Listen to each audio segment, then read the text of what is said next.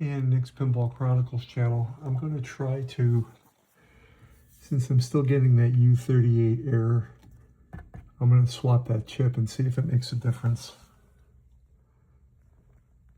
Stand by. Okay, the new PIA is installed. 38. Let's see if it works. Let's see.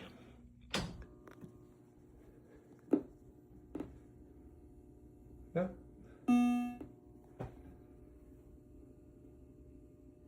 All right. No hiccups on boot up. I'll keep an eye on it. So far, so good.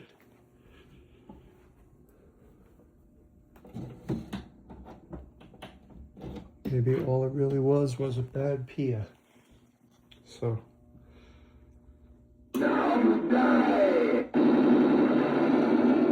I'll keep an eye on it and I'll keep you posted. Here's the old, it's a different brand name.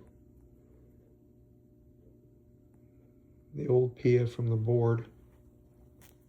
But you can mix and match. They're the same. Doesn't matter. They're very inexpensive too. Pinball Resource has them for $5. I think they just, I don't even know how big they are. 8 bits, I guess. So I'll keep that one as a spare. And that one is a,